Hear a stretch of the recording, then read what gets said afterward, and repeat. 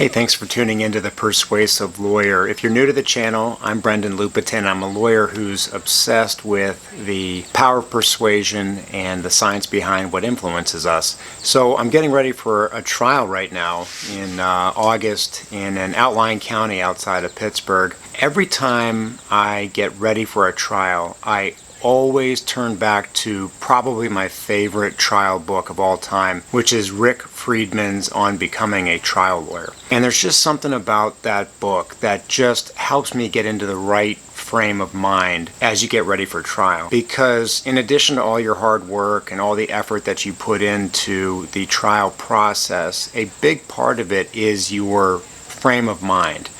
Your emotional state, how you come off, how you feel, how you sort of set the tone for the whole trial once you get in there. And it's easy to get super amped up, super tense and aggressive as you get more and more into the case and you get closer and closer to trial for a lot of different reasons. Obviously, trials are very nerve-wracking, they're very stressful. You want to do well for your client.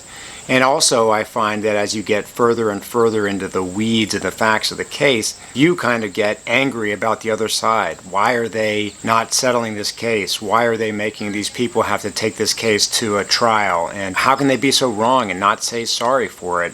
All sorts of things like that. And what can happen is you can get into trial, and even though you have the best of intentions and you're a good person, you come off as somebody completely different at trial. You come off as some type of angry, antagonistic, aggressive, sort of stereotypical trial lawyer, what a lot of people think about, and it can come off really bad, and it can really backfire on your case, on your client, on you.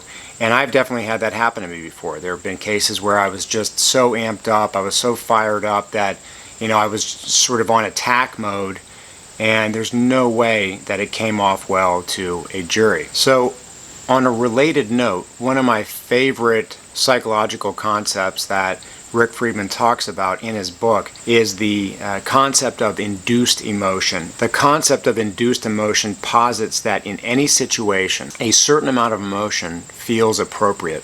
If two people are in a situation, the amount of emotion one expresses tends to reduce the amount the other feels or expresses. This is best explained with an example. And Rick gives an example where two people are at dinner, say a husband and wife, and something calamitous happens at their nice dinner.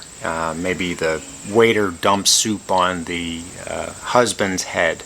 So if the husband gets completely ballistic and crazy, you're going to notice the sort of calming, balancing effect of the wife in a lot of circumstances. On the other hand, what you'll oftentimes see is if the wife goes ballistic and starts chewing out the person that dumped the soup on the person's head, you're going to notice that the husband is now much more subdued. It's okay, don't worry about it, I'll just get cleaned up, it's all right.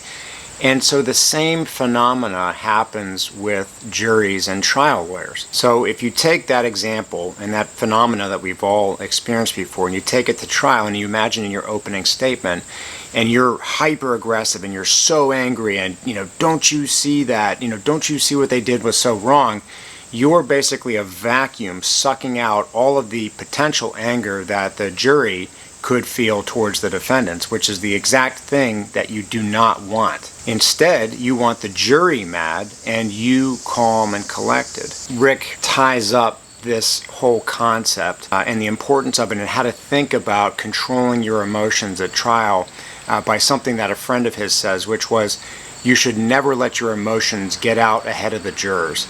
And then he also goes on to say, one of the greatest trial lawyers of all time, Jerry Spence, expresses a similar concept, saying you should not destroy a witness until the jury wants that witness destroyed.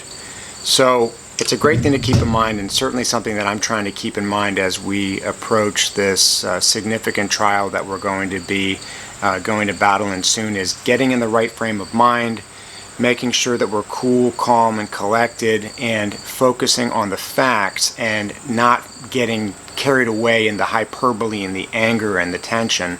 And hopefully that will help us get a good outcome, and hopefully that will help you in your future trials. So once again, thanks for checking out The Persuasive Lawyer. I'm Brendan Lupetin. If you're interested, if you enjoyed this video, please consider checking out some of the other videos on my channel. Thank you.